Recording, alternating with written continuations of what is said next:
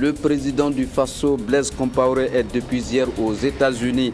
À Washington, le président Blaise Compaoré et certains de ses pairs africains vont prendre part au sommet Afrique-États-Unis. Et puis 4 août 1983, 4 août 2014, il y a 31 ans, la Révolution. 4 août 1984, 4 août 2014, il y a 30 ans, le Burkina Faso. Retour sur ces dates majeures dans la vie de notre pays. Et puis épidémie de la fièvre Ebola, notre pays bien qu'épargné prend ses précautions. Une rencontre pour prévenir et préparer une éventuelle riposte se tient à Ouagadougou. Mesdames, Mesdemoiselles et Messieurs, bonsoir. Lundi 4 août 2014, il est 20h. Vous suivez le 20h de la télévision nationale du Burkina Faso.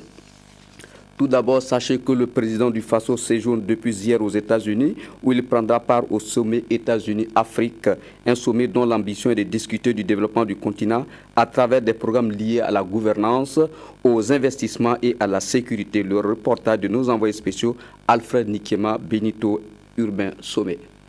Le séjour américain du président du Faso sera marqué par un programme chargé dont la rencontre entre le président américain et les chefs d'État du continent africain. Blaise Compaoré va aussi prendre part à des échanges relatifs à l'ancrage démocratique et à la bonne gouvernance, à la problématique des investissements dans le futur de l'Afrique, à la gouvernance pour les générations futures, à la paix et à la stabilité régionale. Le programme de la visite prévoit en outre des rencontres entre le chef de l'État et de nombreuses personnalités des mondes politiques, économiques et de la société civile. Le chef de l'État mettra à profit son séjour pour beaucoup discuter affaires avec les hommes d'affaires américains dans les domaines de l'énergie et autres investissements. Il est aussi prévu une rencontre avec la communauté burkinabé. Avant de continuer le journal se communiquer à l'occasion de la finale de la 28e édition de la Coupe du Faso, placée sous le haut patronage de son Excellence, Monsieur le Premier ministre chef du gouvernement, la direction du protocole d'État convie les personnalités invitées dans l'enceinte du stade Sangoulé Lamizana Bobo Dioulasso, province de Oué, le mardi 5 août 2014 à partir de 14h, l'heure limite d'arrivée est fixée à 15h et c'est signé le directeur général du protocole d'État, l'ambassadeur Léon Yougbaré. Comme je vous le disais en titre, 4 août 1983, 4 août 2014, la révolution démocratique et populaire aurait eu aujourd'hui 31 ans.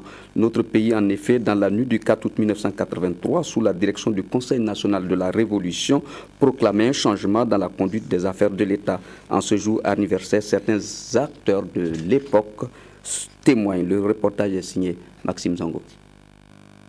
S'il est établi que la population, dans sa grande majorité, était ce jour-là surprise par la tournure des événements, d'autres en revanche, très avertis de l'évolution des choses, n'étaient pas du tout étonnés.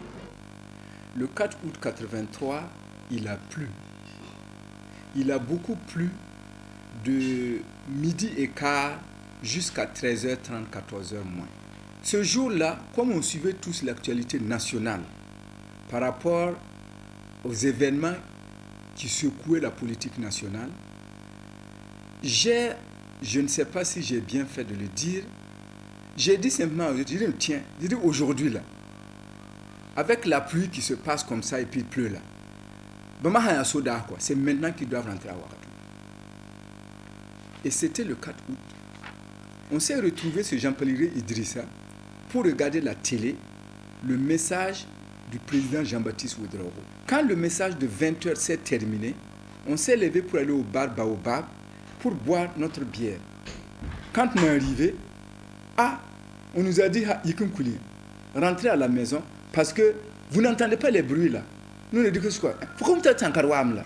L'une des grandes décisions qui aura marqué la révolution est sans conteste le changement du nom du pays de la Haute-Volta au Burkina Faso le 4 août 1984. Ceux qui suivaient savaient très bien que après le 4 août 1983, des mesures fortes devaient être prises pour marquer la rupture qui nous fait passer de la Haute-Volta coloniale, parce que c'était un nom colonial, c'est portugais je crois, c'est les Volta là, c'est un nom, c'est les Portugais qui ont donné ça et les Français ont ajouté Haute-Volta pour donner le nom au pays. Donc il fallait que la révolution marque la rupture en disant que dorénavant, ce sont des fils de ce pays-là qui, à travers leur langue et leur culture, leur identité, baptisent leur pays pour assumer leur identité. Pourquoi le Burkina Faso et pas autre chose, rester authentique et surtout écarter tout ce qui est inspiré par la colonisation? Voilà les explications. La révolution se définit par Burkina. Donc c'est effectivement l'intégrité. Et c'est ainsi donc que Thomas dit, ça te convient? Il dit oui, que c'est ça même notre nom. Révolutionnaire à Burkinabila. Et c'est dans ce sens. Et c'est comme ça que ça a été adopté. Un drapeau bicolore rouge et vert divisé en deux bandes horizontales de dimension égale, frappé au centre par une étoile jaune-or à 5 branches, tel est l'emblème retenu. Même s'il y a eu des débats, les propositions et le début de ce drapeau a commencé avec Blaise et Thomas. Le rouge là, ils étaient tous d'accord que le rouge, c'est logique, c'est-à-dire ce sont des révolutionnaires, ils se battent. Donc il faut accepter de se battre pour sa patrie. Maintenant, le vert là, c'est l'abondance pour le pays. Maintenant, l'étoile là, l'étoile d'or. Parce que notre pays est riche en sous-sol. Et c'est comme ça que l'or là a été mis, et c'est l'étoile d'or. 30 ans après, Congo Kaboré et Basile Guissou estiment que les chefs historiques de la Révolution ne se sont pas trompés. La preuve, le pays des hommes intègres aura retrouvé sa dignité et mieux rayonne sur le plan international. Justement, une année plus tard, le 4 août 1984, la Haute-Volta devenait le Burkina Faso, pays des hommes intègres, un nom pour traduire les objectifs du nouveau régime dans son désir de faire du pays et des hommes un modèle. Retour sur ces événements dans les rues de Ouagadougou avec la caméra de Saratou Cissé.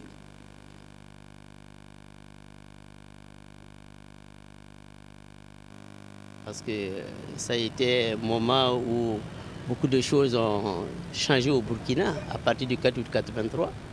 Parce qu'on a eu quand même la révolution qui a eu à faire un travail de changement, non seulement de mentalité, de comportement, mais il y a eu aussi beaucoup de difficultés parce qu'il fallait quand même accepter un certain nombre de conditions et de pouvoir aller de l'avant.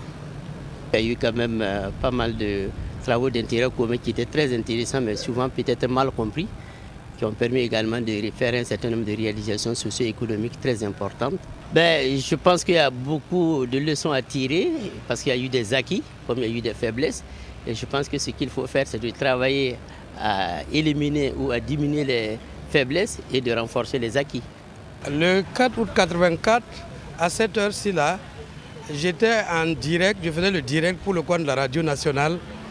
Alors, à l'époque, en 1984, il faut reconnaître que surtout les agents de la fonction publique, ceux qui étaient indélicats, avaient peur.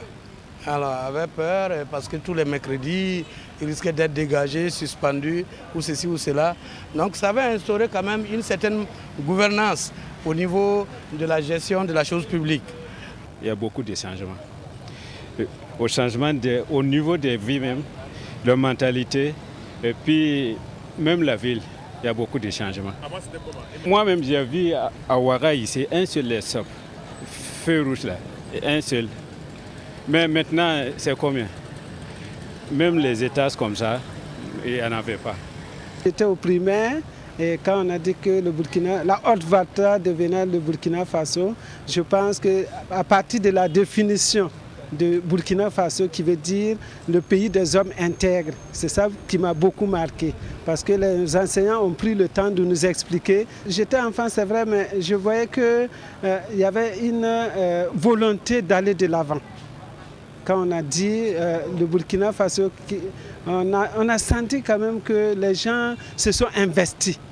Parce qu'on a vu que c'est devenu en fait, comment dirais-je, un mouvement d'ensemble, de fait d'aller de l'avant.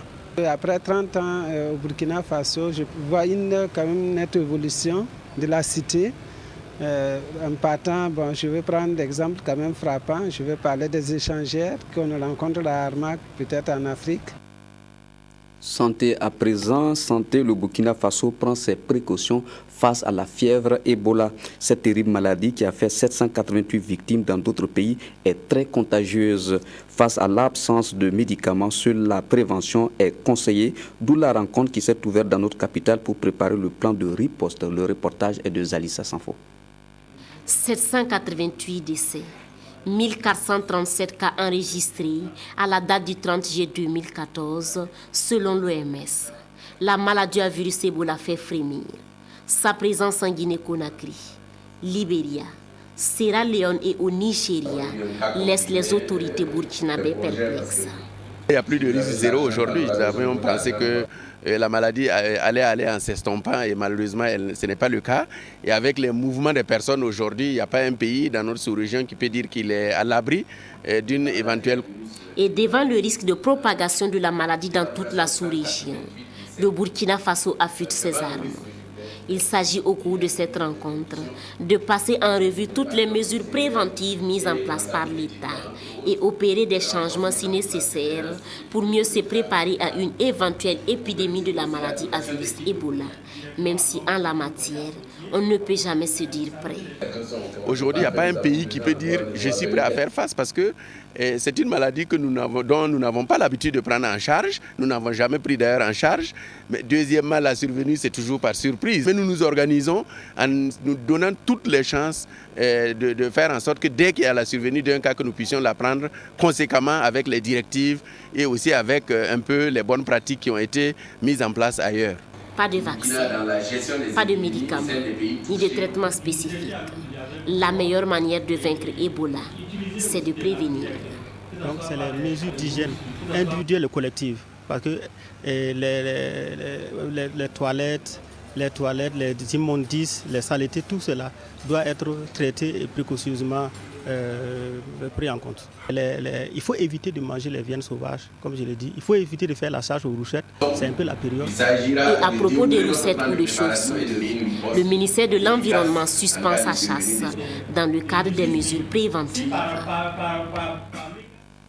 Dans le cadre de la stratégie sanitaire de financement basée sur les résultats, une rencontre d'information a regroupé les différents acteurs de la région du Nord le jeudi 31 juillet à Waïgouya.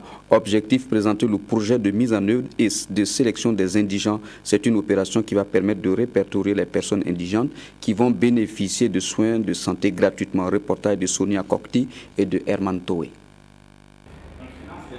C'est dans le cadre de la mise en œuvre de la stratégie de financement basée sur les résultats FBR qu'intervient la présente rencontre d'information sur la méthode de sélection d'indigents présentée aux acteurs de la région du Nord. C'est un processus communautaire qui va engager tous ces acteurs-là dans la sélection.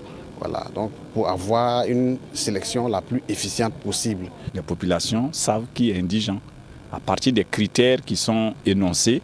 Et ces critères, on les discute avec les membres de la cellule de sélection.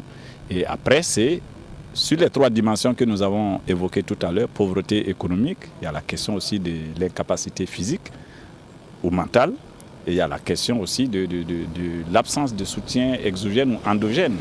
Ce processus va permettre d'enregistrer 15 à 20% d'indigents dans chaque région concernée et les acteurs de la région du Nord se disent engagés à l'accompagner. Nous sommes confiants quant à la mise en œuvre de façon claire et réussite en tout cas de cette activité parce que les uns et les autres se sont engagés à s'accompagner les différents partenaires dans la mise en œuvre de cette stratégie dans la région du Nord. Le processus de mise en œuvre de la sélection débute en août et prend fin en octobre prochain. Les indigents repérés à travers cette opération vont bénéficier d'une prise en charge gratuite dans les centres de santé. Le financement basé sur les résultats intervient dans 5 régions du Burkina, à savoir la boucle du Moun, le centre-est, le centre-nord, le sud-ouest et le nord. Le Millennium Challenge compte ferme ses portes au Burkina Faso. Mais avant, ses responsables ont rencontré ce week-end la presse pour un bilan. On retiendra des aménagements agricoles, des constructions de routes, des apports techniques, des formations au profit des populations et des agents de l'administration. À la fin du compact, la satisfaction est le sentiment le mieux partagé. Le reportage est signé Karim Patrick Namouano. Le Millennium Challenge compte ferme officiellement ses portes au Burkina Faso, mais il s'offre 4 mois pour effectuer les paiements et pour régler les affaires courantes. Mais avant, un bilan s'impose. Projet de sécurisation foncière, le taux d'engagement là est de 99 98,01%. Pour le projet de développement de l'agriculture, il est de 98,27%. Pour le projet de désenclavement, il est de 97,98%. Pour le projet Bright, il est de 100%. Pour le suivi-évaluation, il est de 89,06%. Et pour le programme administration, ça veut dire tout le fonctionnement, il est de 92,98%. Du 31 juillet 2009 au 31 juillet 2014, le peuple américain a investi 481 millions de dollars américains dans la lutte contre la pauvreté au Burkina Faso. Si des difficultés ont été notifiées durant ces 5 ans, les acquis, eux, sont nombreux. Leur pérennisation est désormais confiée au gouvernement burkinabé. D'ici à septembre, le Millennium Challenge Account continuera à partager ses meilleures pratiques avec les autorités locales, régionales et nationales, les leaders de la société et les responsables de la prise de décision. Aujourd'hui, alors, notre mission touche à sa fin et j'encourage le gouvernement à profiter de l'élan de Compact afin de consolider les résultats et de faire en sorte que leurs impacts soient ressentis. Pour le renouvellement du Compact, veut cher au gouvernement et aux populations burkinabées, il faudra encore attendre la décision du gouvernement américain en novembre. Infrastructure de communication, objectif 90% de réalisation en décembre 2014. C'est le principal objectif d'une rencontre sur le projet des infrastructures de communication de l'Afrique de l'Ouest qui se tient dans notre capitale. Voyez le reportage de Abdourahmane Zongo. Les acteurs du projet régional des infrastructures de communication de l'Afrique de l'Ouest, projet du Burkina Faso, dénommé PRICAO BF, sont en concertation pour faire le point de l'exécution des programmes d'activité et du budget de l'année 2013. Le fait majeur de cette 5e session du comité de pilotage du projet est la révision du budget 2014. Ce projet est structurant pour notre pays puisqu'il va jouer un rôle important dans l'amélioration de la connectivité nationale et internationale du Burkina en mettant en place des infrastructures de communication en fibre optique, par exemple de la frontière du Ghana au Burkina, en faisant une bretelle vers le pôle de croissance de Bagré. Et ensuite, ça va permettre aussi de mettre en place une infrastructure large bande, sans fil, pour le réseau interne du gouvernement que nous appelons Résina, et aussi permettre d'avoir de la bande passante, d'acheter de la bande passante pour accroître cette possibilité de connexion là, au niveau du Burkina. À la date de fin juin 2014, le projet enregistre un taux d'engagement de 30% et de décaissement de 12%. Les prévisions, elles, s'établissent pour décembre 2014 à un taux d'engagement de 90% contre un taux de décaissement de 50%. Le ministère de l'Environnement et du Développement durable a lancé depuis le 19 décembre dernier une opération d'achat de déchets plastiques. Les 31 juillet et 1er et 2 août 2014, c'est la ville de Bobo-Dioulasso qui est concernée par cette opération. Le ministre en charge de ce volet était ce vendredi 1er août 2014 sur le site de collecte. Cette activité vise à assainir la ville tout en procurant de l'argent aux collecteurs. Le reportage est signé Ali Traoré. La lutte pour la sauvegarde de l'environnement passe également par l'achat des déchets plastiques. Dénommée opération d'achat des déchets plastiques, cette activité qui couvre une période de 3 ans entre dans le cadre des mesures sociales adoptées par le gouvernement. Par cette activité, Salifou Ouedraogo veut faire du Burkina un pays sans déchets plastiques. Vous savez qu'on a voté une loi qui interdit l'importation, la commercialisation, la distribution des sachets plastiques non biodégradables. Nous avons pensé qu'il ne suffit pas seulement de voler cette loi-là. Il fallait aussi penser à gérer l'existant. Parce qu'il y a des sachets qui sont déjà dans la nature depuis des années. Dans chaque région, nous allons aider les autorités locales à déterminer un endroit pour construire ce qu'on appelle les entrepôts de stockage des déchets plastiques. Nous allons aussi installer dans chaque région un broyeur. Et surtout, nous allons dans chaque région demander aux autorités locales de nous aider à identifier des acteurs qui sont décidés à nous accompagner dans notre politique là, en matière de collecte des sachets et des déchets plastiques. La réussite de ce combat passe nécessairement donc par l'implication des autorités communales. Je pense que c'est une opportunité pour la commune de Bord-de-la-Sauce que nous devons saisir très rapidement pour assainir dans notre cadre de vie. Et toi, je lance un appel à tous les Bobolais de s'impliquer véritablement dans cette lutte qui est vraiment notre lutte commune. En tout cas, je lance un appel aux associations, aux individus, à tout le monde. Comme dit la Loterie nationale, gratter à l'argent dedans, les sachets plastiques, et trouver les sachets plastiques, il y a l'argent dedans. Non seulement ça, nous profitons aussi pour assainir nos cadres de vie. Pour ces 48 heures d'opération, ce sont plus de 500 kg de sachets qui ont été collectés par les agents sur place à raison de 200 francs le kilogramme pour les sachets propres et 125 francs pour ceux qui sont sales. Nous savons qu'à Bobo, on peut en avoir plus. Bon, peut-être que c'est une question de communication, peut-être que le message n'est pas passé.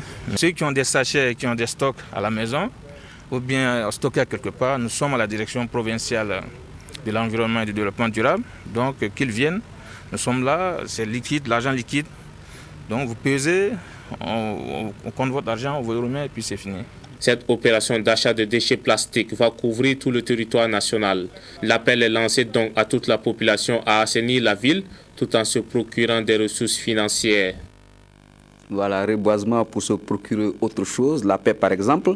Guéno, village de la commune de Tiébélé, dans le Naouri, reboise sous fond de réconciliation. Après le conflit fratricide qui a endeuillé les familles Liliou et Akongba en mars 2012, l'amicale des parents à plaisanterie Bissa Gouroussi tente de resserrer les liens fraternels par un reboisement. Le 27 juillet, ils ont planté un baobab et lancé des colombes symboles de réconciliation. Les deux parties ont pris l'engagement de regarder désormais dans la même direction. Reportage de Oswald Segda. Un baobab mis en terre, celui de la réconciliation, tout un symbole à Guénon, village de la commune de Tiébélé dans la province du Naouri. Meurtri depuis 2012 par un conflit fratricide, Guénon est en quête d'une cohésion sociale. Et la solution pourrait venir de ce reboisement initié par l'amicale des parents à plaisanterie, Bissa Gouroussi. Les deux familles ne se parlaient pas. Et vous avez vu, les deux familles, ils se sont pardonnés, ils ont planté l'arbre, ils ont jeté les colombes. Donc vraiment, nous sommes vraiment dépassés. L'amicale ne fait pas les trucs au hasard. Nous avons invité le ministre de l'Environnement et du Développement durable parce qu'il est le neveu des Gouroussi. Et quand le neveu demande quelque chose, il ne peut pas refuser. La journée est pleine de symboles.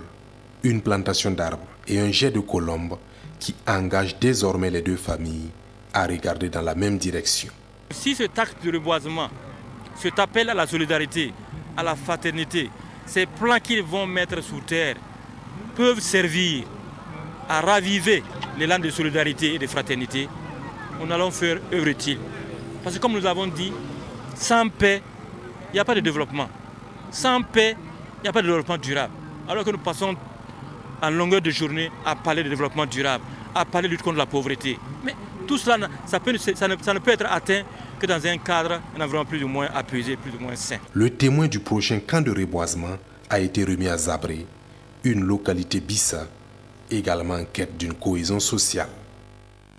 La coordination des jeunes leaders pour la paix a organisé le 26 juillet dernier une journée dédiée à l'emploi, au civisme et à la culture de la paix.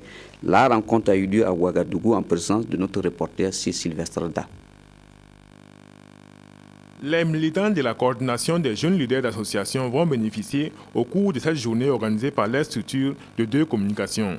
L'une portera sur l'employabilité de la jeunesse et l'autre abordera la question du civisme et la culture de la paix. Les communications seront suivies d'échanges, questions de favoriser un partage d'idées et d'expériences. Les défis ici, nous savons qu'il y a un certain nombre de problèmes qui se posent aujourd'hui.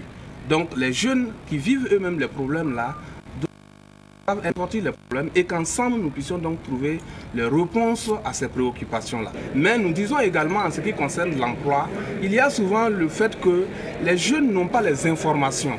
Il peut y avoir des opportunités, mais les jeunes n'ont pas les informations. S'il n'y a pas d'informations, ce qui pose souvent même le problème d'employabilité aussi de la jeunesse. Donc je pense que les réflexions également vont aller dans ce sens pour qu'ensemble nous puissions trouver donc une solution viable pour ces problèmes qui sont posés au niveau donc de la jeunesse. La coordination des jeunes leaders d'associations prévoit des activités similaires dans différentes provinces et régions du Burkina. Elle entend ici remplir la mission qu'elle s'est assignée à sa création en mai 2014. Les objectifs de la COJEL sont entre autres développer le leadership participatif des jeunes et promouvoir l'emploi, le civisme, le patriotisme et la culture de la paix au pays des hommes intègres.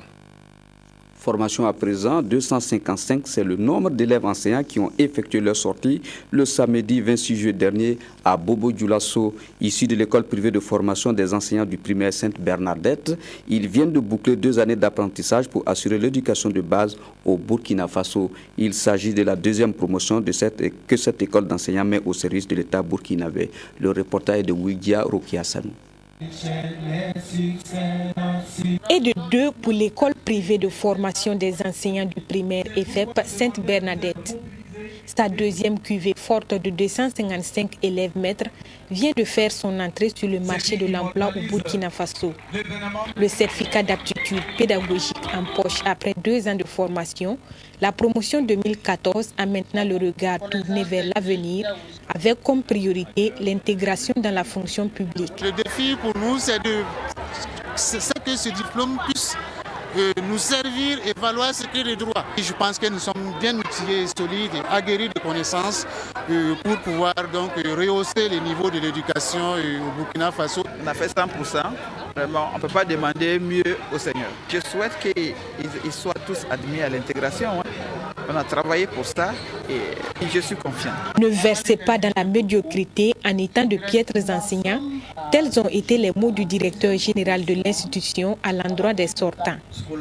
Tout en les félicitant, le parrain les a pour sa part exhortés à s'armer de courage. Le métier d'enseignant est un sacerdoce. C'est un sacerdoce, c'est un métier, j'allais dire, entre griffes et ingrat. Ça demande beaucoup de persévérance, beaucoup de courage et il faut qu'ils tiennent leur sacerdoce donc, en se munissant de beaucoup de persévérance. En 3 ans de fonctionnement, l'EFEP Sainte-Bernadette a déjà à son actif environ 500 enseignants formés et plus de 300 autres en cours de formation. Et puis la sortie de la 5e promotion du centre de formation en coupe, couture et broderie de la Maison de la Femme de Ouagadougou a eu lieu le vendredi 1er août. À cette occasion, 39 millions de francs CFA ont été remis pour venir en aide aux femmes atteintes de fistules obstétricales. Le reportage est signé Bachirou Doussa, c'est Sylvestre. Une fois de plus, la jeune féminine est à l'honneur à la Maison de la Femme de Ouagadougou. D'abord, c'est la CEDEAO qui offre 39 millions de francs CFA à la Fondation Rama pour venir en aide aux femmes victimes de fistules obstétricales. L'organisation ouest-africaine a ensuite octroyé des bourses d'excellence aux jeunes filles issues de familles défavorisées.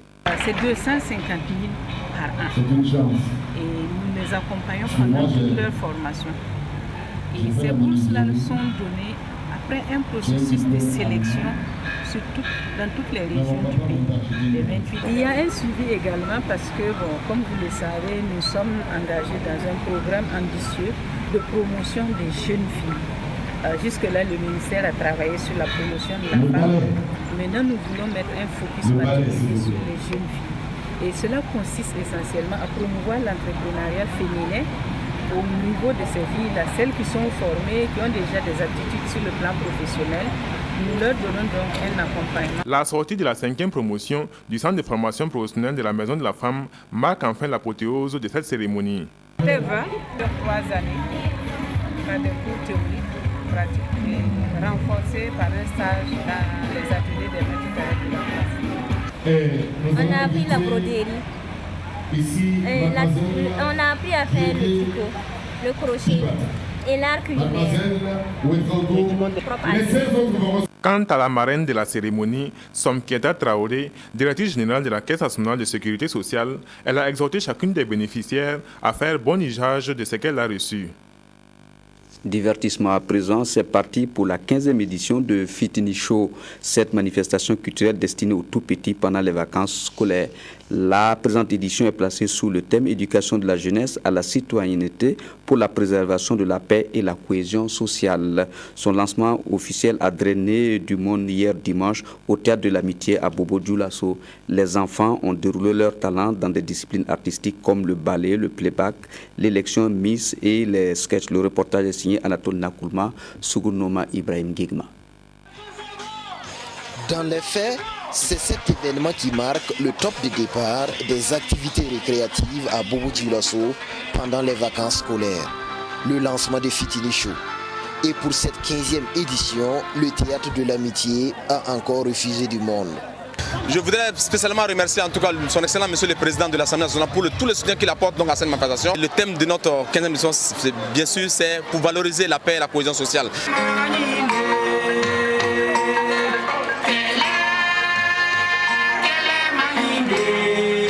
Le spectacle d'ouverture campe le décor. Une chorégraphie intitulée « Conservons la paix ». Et sous le regard admiratif du public et des invités de marque, dont Madame Mariam Jeannette Ouattara, épouse du président de l'Assemblée nationale, les différentes disciplines en compétition se mettent en branle. Sketch, playback, ballet, élection Miss.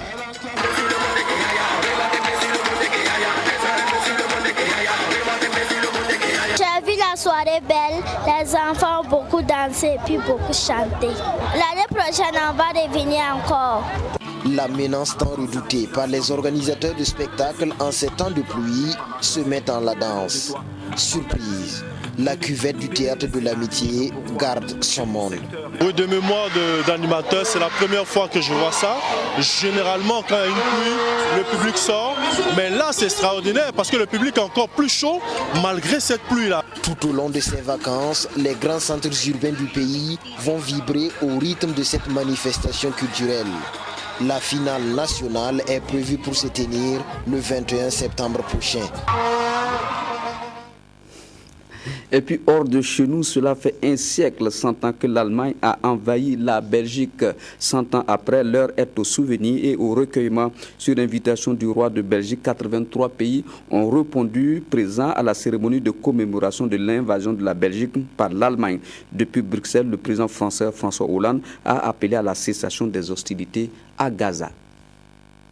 Ainsi se referme votre journal. Merci de l'avoir suivi. Je serai avec vous demain à 20h pour d'autres actualités. Merci, au revoir, à demain.